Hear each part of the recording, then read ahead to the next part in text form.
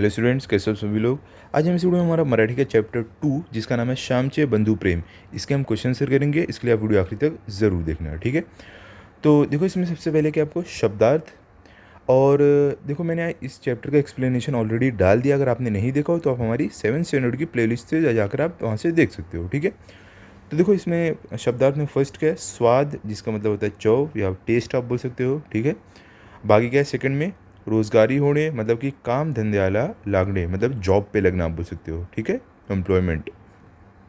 अब देखो थर्ड क्या है, गाबड्या मतलब क्या होता है ठिगड, कापड पाटल्यावर त्या ठिकाणी लावलेले दूसरे कापड।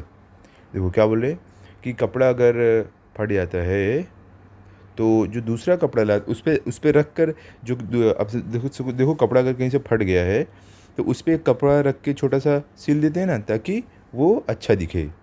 ओके।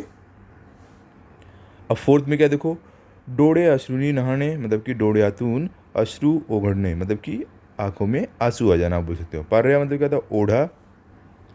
अब आगे क्या आपको देखो, सिक्स में आपको क्या दिया गया है, सिक्स में है आपको दुथड़ी भरून वाहने मतलब कि पूर्ण भरून वाहने मतलब कि पूरा एकदम भर के बहता हुआ, एकदम फुल, जैसे नाले वाले में नहीं बारिश के टाइम बाढ़ जैसी आ जाती है, ठीक है। अब देखो सेवन्थ में क्या है, पंच महाभूते मतलब कि पृथ्वी जल अग्नि वायु आकाश। देखो पंच महाभूते किसे बोलते हैं, हमारी धरती, पानी, आग, हवा, आसमान, इसको पांचों को मिलाकर पंच महाभूते बोलते हैं, ठीक है। बाकी क्या, फल द्रुप मतलब कि फड़ाला आलेली, ठीक है। नाइन्थ में क्या, दौड़ने मतलब कि वाया घालवणे। लास्ट स्मृति मतलब कि आठवणी, इसका मतलब होता है मेमरीज आप बोल सकते हो, ठीक है। प्रश्न नंबर 2 में देखो आपको क्या है, खालील प्रश्नाची 1-2 वाक्यांत उत्तरे लिहा। पहला क्या आपको, नवीन पाऊस सुरू होण्याचा मातीवर काय परिणाम होतो। क्या बोले, जब नई नई बारिश शुरू होती है तो मिट्टी में क्या होता है। तो उत्तर क्या है, नवीन पाऊस सुरू झाला की भिजलेल्या ओल्या मातीला एक रम्य सुंदर गंध येतो। मतलब क्या बोले कि जब नई नई बारिश होती है, पहली पहली जब बारिश होती है तो मिट्टी से एक बहुत ही अच्छी खुशबू आती है। तो देखो आपने भी सूंघा होगा खुशबू।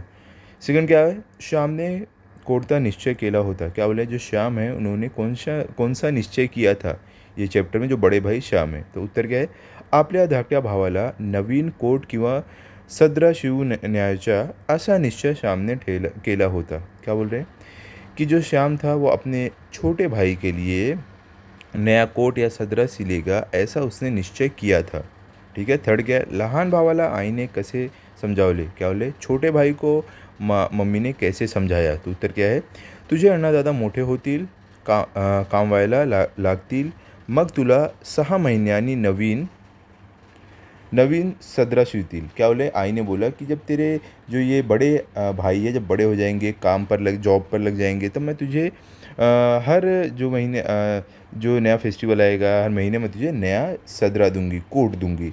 आता हट करू नको, अब तू जिद मत कर, ऐसे आई ने लहान भावाला समझावले। ऐसे बोलते हुए उसकी मम्मी ने छोटे भाई को समझाया, ठीक है। और फोर्थ क्या है, श्यामचे वडील वरचेवर दापोलीला कशासाठी जात। क्या बोल रहे हैं यहाँ पर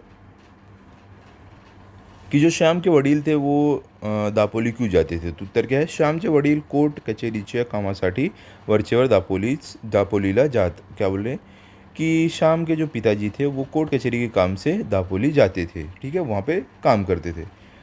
अब देखो आगे क्या है फिफ्थ में, श्यामला चाण्याचे श्रम का वाटत नव्हते। क्या बोल रहे हैं कि श्याम जो था, जो चलते हुए जा रहा था, उसको उसमें मेहनत क्यों नहीं लग रही थी, इसको ऐसे क्यों नहीं लग रहा था कि ज़रा भी मेहनत लग रही है। श्याम ने धाकट्या भावासाठी नवीन कोट शिवून घेतला होता। क्या बोले, श्याम ने अपने छोटे भाई के लिए नया कोट सिलवाया था। आईला किती आनंद होईल या सुख स्वप्नात तो दंग होतो। क्या बोले, वो ये सोच रहे थे कि जब ये नया कोट देखेंगी मेरी मम्मी कि मैंने अपने छोटे भाई के लिए सिलाया है, तो ये सोच कर कि मेरी मम्मी कितनी खुश होगी, वो उसमें एकदम दंग थे, एकदम मगन थे उसी में। म्हणून श्यामला चाण्याचे श्रम वाटत नहीं, इसलिए जो श्याम थे उनको ज़रा भी मेहनत नहीं लग रही थी चल के जाने में, ठीक है। प्रश्न नंबर 3 क्या है, खाली आकृतियाँ पूर्ण करा। देखो यहाँ पे हमें कुछ दिया गया है, यहाँ पे बॉक्सेस या ब्लैंक है, हमें फिल करना है। तो पहले क्या देखो, श्यामला थंडीच्या दिवसात ना मिळणाऱ्या गोष्टी। तो क्या है, मफलर, जैकेट, गर्म कोट, ये शाम को ठंडी में नहीं मिलता था, ठीक है, ये 3 चीज़ें। अब देखो आगे क्या है, श्यामने आणलेल्या नवीन कोट बघून त्याच्या आईवडिलांच्या मनात निर्माण झालेली प्रश्न। क्या बोले? श्याम ने जब नया कोट लाया अपने छोटे भाई के लिए तो उसके मम्मी डैडी के मन में क्या प्रश्न आया? पहला प्रश्न क्या है? हा कोट कोणाचा? मोरू जोशियाला द्यायचा का? कापातल्या मुक्याने पाठवल्या का? देखो यहाँ पर क्या बोल रहे हैं कि जो उसके पिताजी थे या मम्मी, जो उनके मन में क्या प्रश्न है कि पहले तो उन्होंने पूछा ये कोट किसका है, क्या यह मोरू जोशाला इनको देना है या कापातल्या मुक्याने इन्होंने भेजा है, क्या इन्होंने पाठवला है का, ऐसा पूछ रहे हैं। फिर आगे क्या है देखो, दूसरा प्रश्न क्या आता है? पैसे कोठले, मतलब पैसे कहाँ से आए? कोडाचे कर्ज काढलेस, क्या किसी का तूने कर्जा लिया, या का फीच दौड़लेस, क्या फीचर दौड़लेस, या तूने अपने फीस के पैसे में से ये कोट लिया है। ये भी प्रश्न उनके मन में आया। फिर एक और क्या प्रश्न आया? कोडाच्या पैशाला हाथ तर नाही लावलास, और उनके मन में ये प्रश्न है कि किसी के पैसे पे तूने हाथ तो नहीं मारा। उधारीने शिवून नाही ना आणलास, और क्या प्रश्न है कि तूने उधार पे तो नहीं ये सिला कर लाया। ऐसे ऐसे प्रश्न उनके मन में आए। ठीक है, अब आगे क्या है? काते लिया। पहले क्या देखो, श्यामचे डोळे अश्रुनी नहाले होते, मतलब कि शाम का जो आँख थी उसमें एकदम आंसू भराया था, आंसू से नहा गई थी। तो क्यों? तो उत्तर क्या है? धाकट्या भावाचा कोट शिवून हातात आला। क्या बोले? जब छोटे भाई का कोट सिलकर उसके हाथ में आया, जॉर्जच्या पैशांत सारा खर्च भागला। क्या बोल रहे हैं कि जो भी पैसा उसने दिया था उसकी कीमत उसे मिल गई थी। ठीक है, आपण केलेल्या निश्चय पूर्ण झाला म्हणून कृतार्थ भावनेने श्यामचे डोळे अश्रुनी नहाले। क्या बोले कि उसने जो निश्चय किया था कि मैं अपने छोटे भाई के लिए कोट सिलाऊंगा तो उसने पूरा किया, तो इस भावना में उसके आँख जो थी उसमें आंसू भर आए। ठीक है, अब सेकंड क्या है? श्याम ज्यांच्या घरी राहायच्या त्यांनी त्याला जाऊ नको ऐसे म्हटले। क्या बोल रहे हैं कि जो श्याम था जहाँ पर रह रहा था उसने उसको बोला कि ये अभी घर मत जा। क्यों ऐसा बोला? तो देखो, भर पावसात नदी नाल्यांना पूर आले असतील। क्या बोल रहे हैं कि बहुत ज़्यादा बारिश होने की वजह से जो नदी नाली थे उसमें उनमें बाढ़ आ गई थी, पानी भर गया था। ओके, अब क्या है? पाण्याना उतार नसेल म्हणून श्याम ज्यांच्या घरी राहायच्या त्यांनी श्यामला जाऊ नको असे म्हटले। क्या बोल रहे हैं कि जो नदी ये सब थी एकदम भर गई थी, बाढ़ आ गई थी, नदी में उतार चढ़ाव था, इसके लिए जहाँ पे श्याम जो रूम पे रह रहा था उन्होंने इसको मना किया कि घर मत जा तू। ठीक है, क्योंकि बहुत ज़्यादा पानी भर गया है। अब आगे क्या देखो, थर्ड, पिसीच्या पन्या दुथडी भरून वाहत होता। तो देखो बोले कि जो रिवर है उसमें एकदम पानी भर गया था। तो क्या उत्तर है? भरपूर पाऊस पडत होता व पाण्याला फार ओढ असल्यामुळे पिसीच्या पाण्यात दुथडी भरून वाहत होते। क्या बोले कि बहुत ज़्यादा बारिश हो रही थी, बहुत ज़्यादा बारिश होने की वजह से जो ये नाला और नदी थी इसमें बहुत ज़्यादा पानी भर गया था। फोर्थ क्या है? श्यामने सांगितलेली हकीकत ऐकून आईला गवेहर आला। क्या बोल रहे कि जब श्याम ने हकीकत बताया कि उसने कैसे कोट लाया है, तो जो उसकी मम्मी थी वो एकदम इमोशनल हो गई थी। तो कैसे हुई थी, क्यों हुई थी? देखो उत्तर क्या है? श्याम ने खाऊसाठी दिलेले पैसे खर्च ना करता धाकट्या भावाला नवीन कोट शिवला होता। क्या बोले कि श्याम को जो खाने के पैसे मिलते थे वो ना खर्च करके अपने छोटे भाई के लिए कोट सिलवाया था। श्याम भर पावसात अडचणीवर मात करून घरी आला। क्या बोले? श्याम एकदम बारिश में जो भी अड़चन थी वो सबको पार करते हुए घर आया। ही हकीकत आईने ऐकली होती। ये सच्चाई आईने जब सुनी, श्यामचे हे अपार बंधु प्रेम बघून आईला गंभीर आला। क्या बोले कि श्याम का ये अपने भाई के लिए इतना ज़्यादा प्रेम, ज़्यादा प्यार देखकर उसकी आई एकदम इमोशनल हो गई। ठीक है, अब देखो फिफ्थ में क्या है यहाँ पर? खाली दिलेल्या शब्दांची विरुद्ध अर्थाचे शब्द चौकटीतून शोधून लिया। देखो हमें विरुद्धार्थी शब्द इस बॉक्स में से ढूंढ के लिखना है। तो देखो हम कैसे लिख रहे हैं? ठंड का क्या है? गरम, मतलब कि ठंडी का गरम है। सापडणे का क्या है? हरवणे। सुगंध का क्या है? दुर्गंध। थोरला का क्या है? धाकटा। थोरला मतलब क्या होता है? आप बोलते हो एल्डर, धाकटा मतलब छोटा। देखो यहाँ पे आपको दिया था सापडणे मतलब कि फाइंड करना, ढूंढना। हरवणे मतलब खो जाना। जूना मतलब पुराना। नवीन, इसका अपोजिट क्या होगा? उल्टा। नवीन मतलब न्यू। लक्ष्य, इसका अपोजिट है दुर्लक्ष्य। फिर क्या सेवन्थ में? स्मृति, इसका अपोजिट है विस्मृति। ठीक है, अब देखो आगे क्या है आपको? गाठात ना बसणारा शब्द ओळखावा लिहा। तो शब्द गाठात का बसत नाही ते सांगा। ठीक है, तो यहाँ पर देखो उत्तर में क्या है? देखो पहले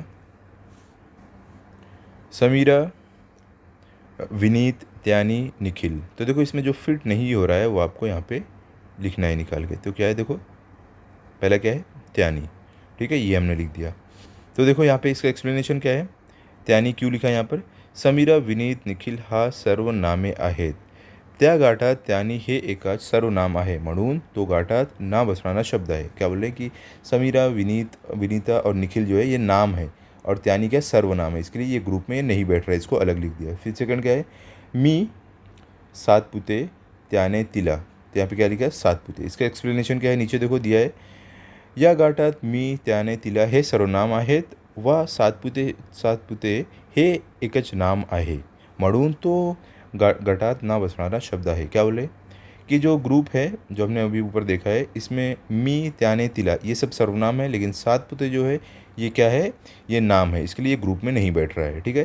थर्ड क्या है, हिमालय, सुंदर, प्रसन्न, भव्य, तो इसमें क्या है, हिमालय है, ठीक है। तो क्या रीज़न है, हिमालय हमने अलग क्यों लिखा है, या गटात सुंदर, प्रसन्न, भव्य हे सर्व विशेषणे आहेत व हिमालय हे एकच नाम आहे, म्हणून तो गटात ना बसणारा शब्द आहे। क्या बोल रहे हैं कि जो सुंदर, प्रसन्न, भव्य ये एक विशेषण है और हिमालय एक नाम है, इसके लिए ये इस ग्रुप में नहीं बैठ रहा है, इसको अलग लिखा है। फिर क्या है, फोर्थ, लिहणे, आम्ही, गाणे, वाचणे, इसमें से क्या अलग किया है, आम्ही, क्यों, देखो बाकी सब क्या है, वर्ब है, जिसको हम क्या बोलते हैं, क्रियापद। यहाँ पे क्या हो रहा है, या गाठात लिहणे, गाणे, वाचणे ही सर्व क्रियापदे आहेत व आम्ही हे एकच सर्वनाम आहे, ठीक है, म्हणून तो गटात ना बसणारा शब्द आहे, इसके लिए इसको अलग लिखा है क्योंकि क्रियापद है बाकी सब और एक जो वो है सर्वनाम। क्लियर। अब देखो आगे के प्रश्न नंबर 7 में, खाली दिलेल्या शब्दांचे क्रियाविशेषण अव्ययांचे प्रकारानुसार चौकटीत वर्गीकरण करा। तो देखो हमने कैसे किया यहाँ पे, ये हमारा लास्ट क्वेश्चन है। पहला क्या है, देखो कालवाचक क्रियाविशेषण अव्यय, फिर क्या है, सलवाचक क्रियाविशेषण अव्यय, फिर है रीतिवाचक क्रियाविशेषण अव्यय, फिर है परिमाणवाचक या संख्यावाचक क्रियाविशेषण अव्यय। यहाँ से हमने सब निकाल के अलग अलग लिखा है जो आपको ऊपर दिख रहा है इसमें से, ठीक है। तो पहले देखो कालवाचक क्या है, कालवाचक मतलब कि इसमें टाइम आएगा, ये वाली क्रिया में देखो दर रोज़, मतलब देखो यहाँ पे टाइम आ रहा है, षडो, षडी, परवा, सतत, तो इसके लिए कालवाचक बोला। अब देखो स्थलवाचक मतलब क्या होता है, मतलब कि कोई जगह के बारे में बात हुई थी वो, ठीक है, उसको बोलते हैं स्थलवाचक क्रियाविशेषण अव्यय। तो क्या है, तिथे, पलीकडे, वर, समोरून, ठीक है। फिर क्या है, रीतिवाचक, रीतिवाचक मतलब कि देखो किसी जैसे देखो यहाँ पे दिया टप टप, कसे, मुड़ीच, सावकाश, झटकन, मतलब कोई तरीके से बता रहे हो, ठीक है।